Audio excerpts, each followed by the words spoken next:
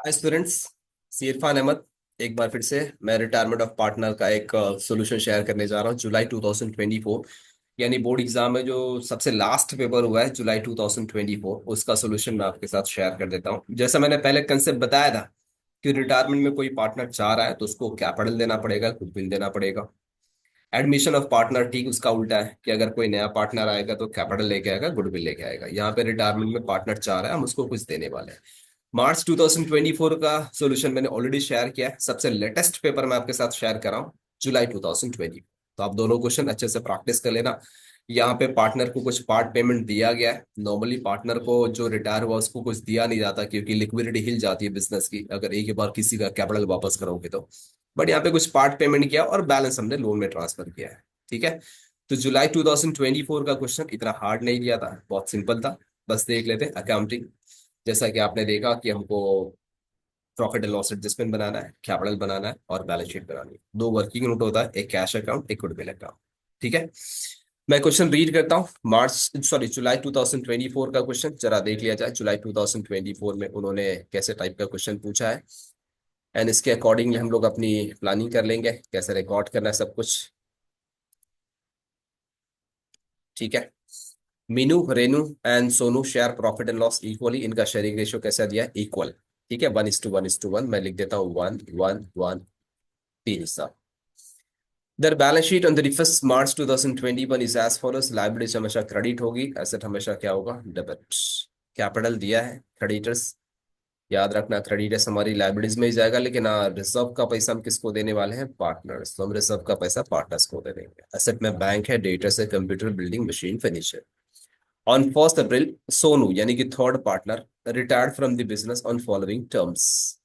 Building is appreciated by 10%, तो मैं building पे एक स्टार लगा दूंगा, इसको अप्रिशिएट करना है। ऑल डेटर्स आर गुड, खतरनाक लिखा है कि डेटर्स पे एक स्टार है। ऑल डेटर्स आर गुड का मतलब कुछ भी डाउटफुल नहीं है, कोई पैसा डूबने वाला नहीं है। RDD zero.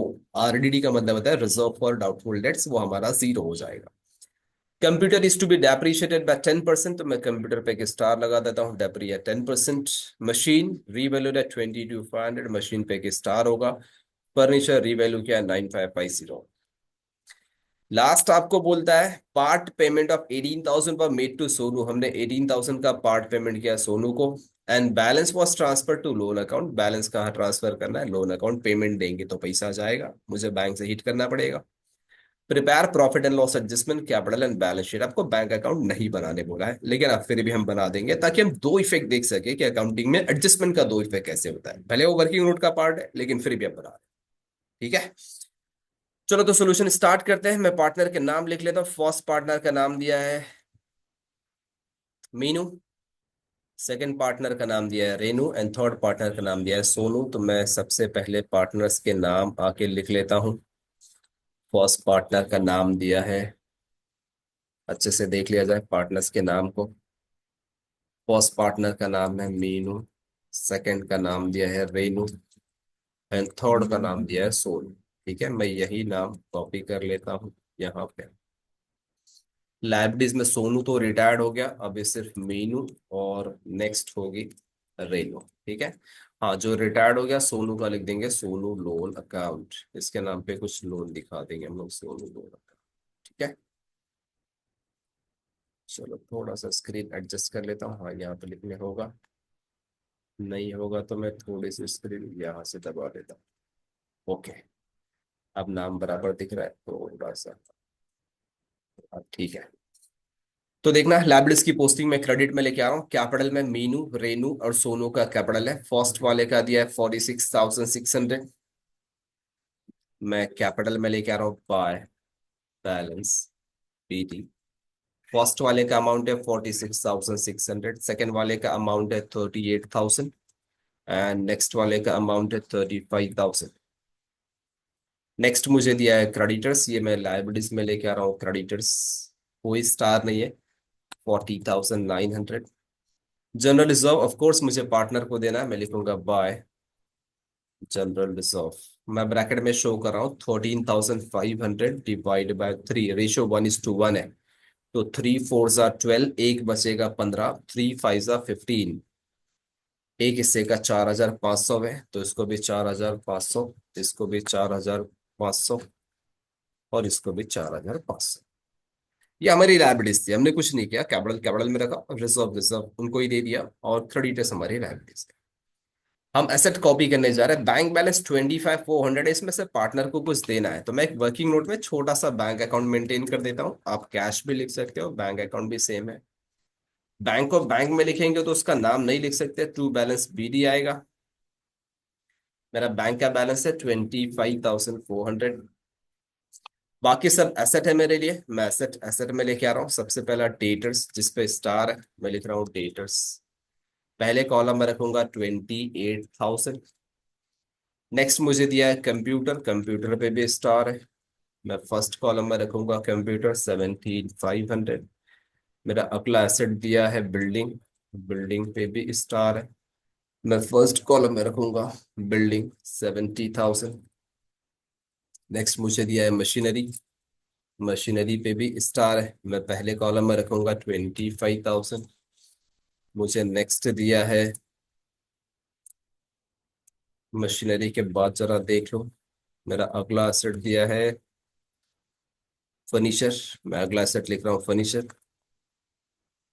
फर्नीचर पे भी स्टार है, मैं पहले कॉलम में रखूंगा 10,000। इसके नीचे एक लाइन छोड़ देता हूँ, मशीन के नीचे भी एक लाइन छोड़ देता हूँ, यहाँ पे एक लाइन का गैप होगा, यहाँ पे एक लाइन का गैप। ठीक है, चलो, तो ये हमारी पोस्टिंग पोस्टिंग में हमने कुछ नया नहीं किया। एसेट को एसेट में रखा, लाइबिलिटीज को लाइबिलिटीज में रखा। इस पे एक्सपेक्ट मत करना कि बोर्ड वाला आपको 3-4 मार्क दे देगा। कुछ स्टूडेंट पूछता है कि इस पे कितना मार्क्स मिलेगा, कोई मार्क्स नहीं मिलेगा। आपने एसेट एसेट में रखा, लाइबिलिटीज लाइबिलिटीज में रखा, कौन सा मार्क्स लेने का सोच रहे हो, कोई मार्क्स नहीं, पूरे मार्क्स एडजस्टमेंट पे होंगे। ठीक है, फर्स्ट एडजस्टमेंट दिया है, building is appreciated by 10%। Building को अप्रिशिएट करना है, अप्रिशिएट मतलब बढ़ाने का 10%, तो मैं बिल्डिंग पे जाके लिखूंगा एड, ए डबल पे लिख रहा हूँ एप्री 10%। 10% मतलब एक जीरो हटा दूंगा, 7,000। अगर मैं 7,000 ऐड करूंगा तो ये हो जाएगा 77,000। हाँ, मेरा प्रॉपर्टी 7,000 बढ़ गया। अगर कोई भी एसेट का वैल्यू बढ़ेगा तो याद रखना हमारे लिए प्रॉफिट है। मैं प्रॉफिट एंड लॉस के क्रेडिट साइड में जाके लिख रहा हूँ बाय बिल्डिंग। मेरा एसेट कितने से बढ़ गया, 7,000।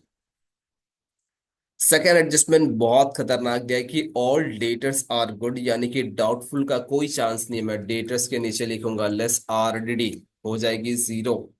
अगर मैं माइनस करके बाहर आऊंगा 28,000।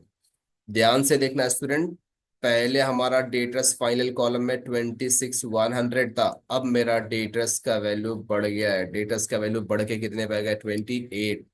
इन शॉर्ट, जो मैंने पहले लॉस दिखाया था 1900 का, अब मेरा लॉस नहीं है, पैसा डूबने वाला नहीं है। तो 26,000 से डेटस 28,000 हो रहा है। याद रखना आपका एसेट का वैल्यू बढ़ गया। अगर एसेट का वैल्यू बढ़ गया तो याद रखना हमारे लिए क्या बन जाएगा, वो प्रॉफिट। हमारा RDD 0 हो गया, तो मैं प्रॉफिट यानी क्रेडिट साइड जा रहा हूं, मैं लिखूंगा बाय RDD। मेरा एसेट बढ़ जाएगा 1,900। ठीक है, computer is depreciated by 10%। Computer पे मुझे डेप्री चार्ज करना है, कितना डेप्री चार्ज करना है, 10%। तो मैं कंप्यूटर के नीचे लिखूंगा लेस डेप्री, लेस डेप्री 10%। 10% का मतलब एक जीरो हटा दिया, 1,750। मैंने माइनस किया इसमें से 1,750, 15,750। फिर से मेरा एसेट कम हो गया। अगर एसेट कम हो गया तो मैं लॉस दिखा दूंगा, टू कंप्यूटर करके 1,750। ठीक है, नेक्स्ट मुझे दिया machine is revalued at 22,500। Machine पहले 25 का था, अब 22,500, यानी मशीन कम हो गया। मैं लिखूंगा लेस डेप्री, परसेंटेज नहीं आएगा, 2,500 माइनस कर दूंगा, देखो ये आ जाएगा 22,500। तो मेरा मशीन कम हो गया। मेरा मशीन कितने से कम हो गया, 2,500। अगर मेरा मशीन कम हो गया तो मेरे लिए फिर से एक लॉस है, मैं डेबिट में लेके आ रहा हूँ टू मशीनरी। 2,500 से कम हो गया, मैं लिखूंगा 2,500। Next, furniture is revalued at 9,550। पहले फर्नीचर 10,000 का था, अब वो 9,550 का हो गया। मैं फिर से लिखूंगा लेस डेप्री। मेरा फर्नीचर कम हो गया 450 रुपया। मेरा फाइनल प्राइस है 9,550। कुछ स्टूडेंट एग्जाम के प्रेशर में 9,550 का डेप्री मार देते हैं, आपको डेप्री नहीं मारना है। आपका, और रियल वैल्यू दे दिया है 9,550। 10,000 की चीज अगर 9,550 पे आ गई तो वो 450 रुपए से कम हो गई है। ठीक है, फिर से फर्नीचर कम हुआ, मैं लॉस बुक कर रहा हूँ, प्रॉफिट एंड लॉस के डेबिट में आऊंगा। Furniture 450 rupees. लास्ट आपको एडजस्टमेंट दिया, part payment of 18,000 was made to Sonu and balance was transfer to loan account. मैंने पार्ट पेमेंट किया, याद रखना अगर हम पेमेंट करेंगे तो बिजनेस में पैसा आएगा नहीं, बिजनेस से पैसा जाएगा। अकाउंट का रूल है, अगर आएगा तो डेबिट है और जाएगा तो क्या करना है, क्रेडिट। यहाँ से बैंक से पैसा जा रहा है, मैं क्रेडिट में लिख रहा हूँ बाय सोनू कैपिटल।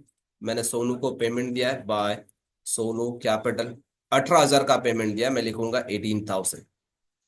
अकाउंट का रूल बोलता है कि हर एडजस्टमेंट का कितना इफेक्ट होना चाहिए, तो मैंने बैंक के क्रेडिट में सोनू का नाम लिखा है तो मुझे सोनू के किस साइड आना पड़ेगा, डेबिट में लिखूंगा टू बैंक। मैं सोनू के कॉलम में रखूंगा 18,000 का पेमेंट हो गया। तो याद रखना अकाउंटिंग बहुत सिंपल है, अगर एक क्रेडिट साइड में 18,000 दिख रहा है तो दूसरा डेबिट में आ जाएगा 18,000। तो every credit has a corresponding debit, या every debit has a corresponding credit. ठीक है, 18,000 क्रेडिट था, 18,000 डेबिट। अब हम अकाउंट्स क्लोज कर सकते हैं, कुछ बचा नहीं है। देख लिया जाए प्रॉफिट एंड लॉस में पोजीशन क्या चल रही है। प्रॉफिट एंड लॉस में 7,000, 8,900 यहाँ पे कम दिख रहा है। मैं क्रेडिट का टोटल कर लेता हूँ 8,900। वही टोटल मैं डेबिट में ले लूंगा 8,900 रुपया। मैं माइनस करके देखता हूँ कि क्या फाइनल पोजीशन है। यहाँ से अगर हम माइनस करें तो हमको पोजीशन मिल जाएगी कि क्या पोजीशन है। यहाँ लिख रहा हूँ equal to 8,900 minus, sum off कर देता हूँ। तीन चीज माइनस करना है, तीनों माइनस करके देखते हैं कितना बचेगा। तो 4,200 का फाइनल प्रॉफिट है, मैं लिखूंगा to revaluation profit. Revaluation profit. हाँ, तीनों में शेयर करना पड़ेगा क्योंकि तीनों ओल्ड पार्टनर है। फर्स्ट का नाम है मीनू, सेकंड का नाम है रेनू एंड थर्ड का नाम है सोनू। रेशियो इक्वल चल रहा था, मैं लिख रहा हूँ 4,200 डिवाइड बाय 3 इक्वल टू, तीन का टेबल पढ़ूंगा, 3 1 जा 3, एक बचेगा 12 हो जाएगा, 3 4 जा 12। तो एक हिस्से का 1,400 है, इसको भी एक हिस्से का 1,400 और इसको भी एक हिस्से का 1,400। ठीक है, एग्जाम में याद रखना जो भी प्रॉफिट आएगा आप उसको सर्कल कर लेना, प्रोवाइडेड आपका कॉन्फिडेंस लेवल अच्छा हो कि हाँ मेरा प्रॉफिट सही है। अब यहाँ पे डेबिट में तीनों का नाम लिखा है तो ये तीनों की मुझे किस साइड जाना पड़ेगा, क्रेडिट साइड। मैं लिखूंगा by profit and loss adjustment account.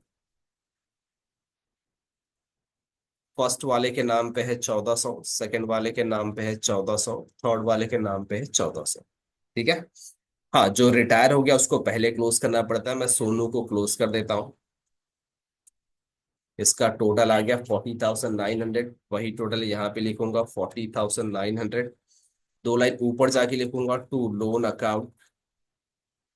Sonu को बैलेंस करता हूँ 40,900 माइनस 18,000। ठीक है, तो सोनू का बैलेंस आएगा 22,900। मैं बाकी दो पार्टनर को भी टोटल कर लेता हूँ कि बाकी दो पार्टनर का क्या चल रहा है। यही टोटल मैं यहाँ पे कॉपी कर लूँ।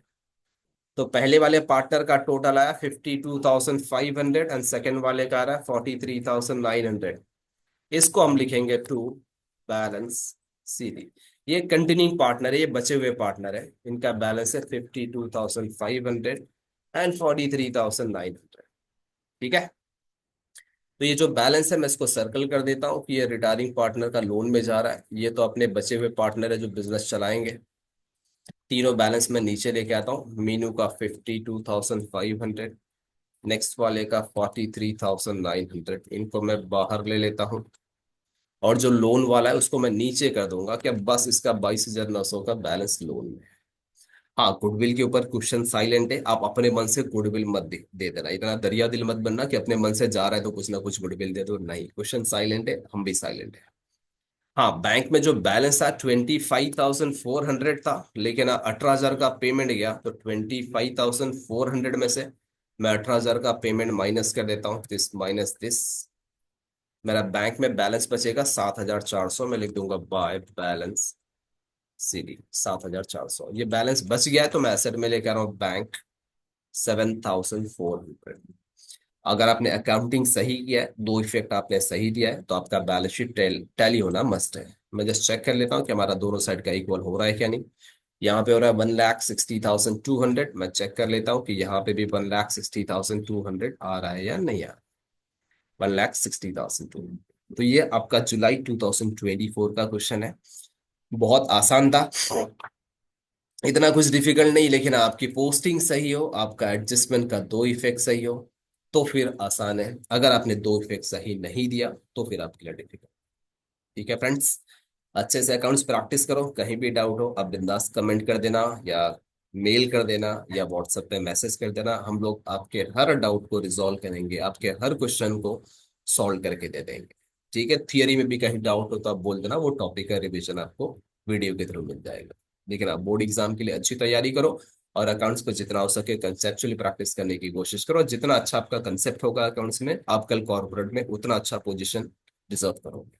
ठीक है, ऑल द बेस्ट फ्रेंड्स, अच्छे से तैयारी करना बोर्ड की। हम आपके साथ हमेशा है।